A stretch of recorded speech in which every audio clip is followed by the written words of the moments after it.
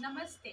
अगर आप परेशान हैं थायराइड की प्रॉब्लम से और जिस थायराइड की वजह से आपको बहुत सारी और भी प्रॉब्लम फेस करनी पड़ती हैं, तो आज मैं आपको कुछ ऐसी प्रैक्टिस बताऊंगी, ऐसे योग अभ्यास बताऊंगी जिनको करने से आप अपने थायराइड के लेवल को नॉर्मल कर सकते हैं।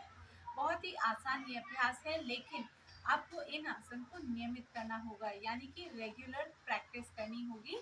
रोजाना इन आसन को प्रैक्टिस करें। तो चलिए शुरू करते हैं इन आसन को प्रैक्टिस करना। और इस इन आसन के द्वारा आप अपने थायराइड को तो नॉर्मल कर ही सकते हैं, लेकिन साथ साथ में बाकी सभी हार्मोन्स के लेवल भी आपके नॉर्मल होने लगेंगे। जब हार्मोन्स का लेवल नॉर्मल होता है तो हमारी पूरी हेल्थ नॉर्मल होती है, स्वस्थ रहते हैं हम। और हमारा जो हार्मोन्स का लेवल है वो डिपेंड करता है हमारे इमोशंस पे।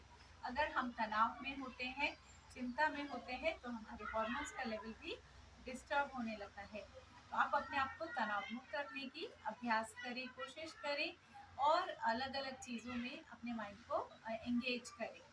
चलिए शुरू करते हैं आज के अभ्यास को। सबसे पहले जो प्रैक्टिस आज हम करेंगे वो होगा यहाँ पर पश्चिमोत्तानासन। पश्चिमोत्तानासन, जैसे कि मैं हमेशा बताती हूँ, एक ऐसा आसन है जो हर बीमारी में, हर रोग में हमारी हेल्प करता है उस बीमारी को ठीक करने के लिए। इसी तरीके से पश्चिमोत्तानासन थायराइड लेवल को भी नॉर्मल करने में हमारी मदद करता है। हर आसन उतना ही असरदार है, उतना ही इफेक्टिव है।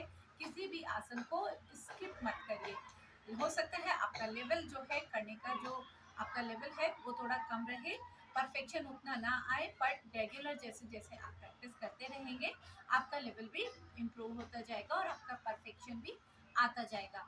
ये बिल्कुल मत सोचिएगा कि ये आसन मुझसे बहुत अच्छे से नहीं हो पा रहा है तो शायद मुझे इसका फायदा नहीं मिलेगा, ऐसा बिल्कुल भी नहीं है। अगर आप उसको सही टेक्निक के साथ करते हैं तो आपको डेफिनेटली उस आसन का पूरा बेनिफिट मिलता है। चलिए शुरू करते हैं। सबसे पहले हम यहाँ पर प्रैक्टिस करेंगे पश्चिम उत्तानासन। पश्चिम उत्तानासन के लिए आपको दंडासन में आना है। सबसे पहले बिल्कुल सीधा बैठ जाएंगे, कमर गर्दन बिल्कुल सीधी रहेगी, हमारी पूरी बॉडी इस वक्त 90 डिग्री पर है। तो यहाँ पर आप पहले पूरा कंफर्टेबल हो जाएं। यहाँ पर दोनों आर्म्स को ऊपर लेकर आए और धीरे धीरे गहरा लंबा श्वास अंदर भरेंगे। धीरे धीरे श्वास पूरा अंदर भरें और फिर देखिए, ध्यान रखिए आर्म्स आपके हमेशा हेड के साथ ही मूव करेंगे। एक्सहेल करते हुए धीरे धीरे यहाँ पर आपको फॉरवर्ड बेंडिंग करना है और अगर इतना होल्ड कर सकते हैं तो इतना ही होल्ड करके रखें। ध्यान रखें अपना, आपका पेट बिल्कुल अंदर जाना चाहिए, नाभि अंदर जाएगी। और इस तरीके से एक्सहेल करते हुए धीरे धीरे आप फॉरवर्ड बेंडिंग थोड़ा नीचे जाने की प्रैक्टिस करते चले जाएंगे।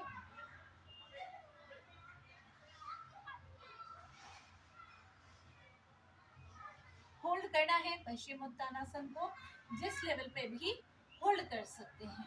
ठीक है। नेक्स्ट आसन है कैमल पोज और इस सीक्वेंस को ध्यान रखें। जिस सीक्वेंस में आसन बता रही हूँ कोशिश करें इस सीक्वेंस में ही करें।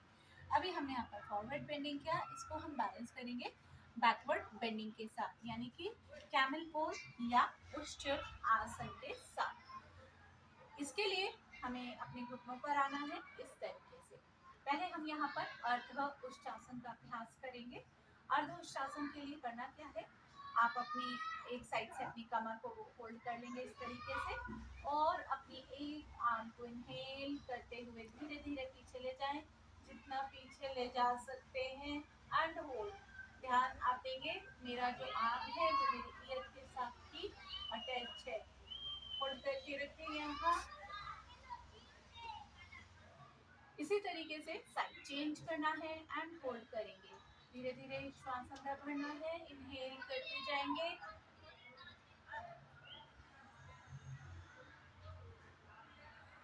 कोशिश करें खुद से ठहरने की। यहाँ पर 10 सेकेंड कम से कम होल्ड करना है आपको। यहाँ पर दोनों साइड आप दो दो राउंड भी रिपीट कर सकते हैं।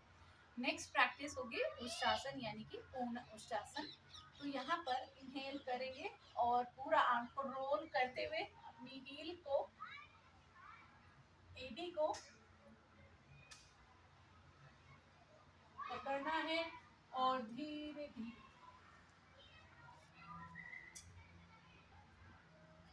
इसी तरीके से दोनों आर्म्स को वापस भी लेकर आएंगे।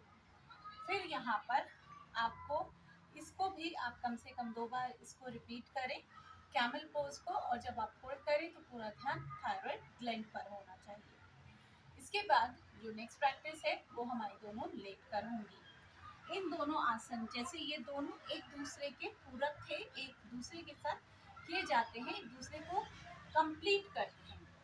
इसी तरीके से जो नेक्स्ट 2 आसन है वो भी एक दूसरे के पूरक है, या एक दूसरे के साथ जब हम उनको करते हैं तो वो और ज़्यादा अच्छा बेनिफिट हमें देते हैं। तो चलिए शुरू करते हैं। इसमें जो पहला अभ्यास है हमारा वो है फिश पोज, यानी कि मत्स्य आसन। मत्स्य आसन हमारे थायराइड ग्लैंड पर बहुत ही अच्छे से असर डालता है। तो इस आसन को जब भी आप करें बहुत ही ध्यान पूर्वक करें। इसके लिए करना क्या है, सीधा दंडासन में आ जाएंगे, अपनी दोनों आर्म्स को इस तरीके से रख लेंगे, शोल्डर ओपन धीरे धीरे, और अपने सिर को पीछे ले जाएं नीचे की तरफ। दोनों हाथों को ऐसे रखा भी रहने दे सकते हैं और सीधा भी कर सकते हैं। आगे पंजे खींचे रहेंगे तो उसको स्ट्रेच कर ले, होल्ड करें, पूरा ध्यान अपने थायराइड ग्लैंड पर रखें, पूरा खिंचाव डालते हुए होल्ड करना है। कुछ देर आपको बने रहना है।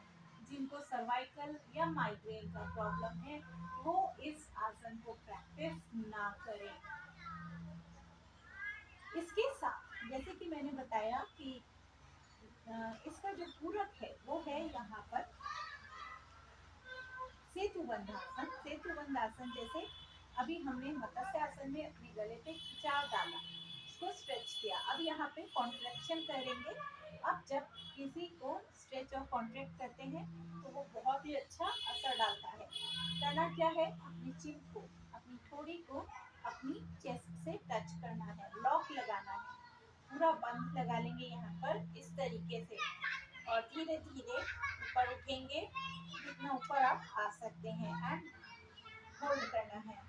धीरे धीरे पूरा लॉक कर लेंगे अपनी चिन को, और यहाँ पर एडी को ऊपर भी उठा सकते हैं आप इस तरीके से।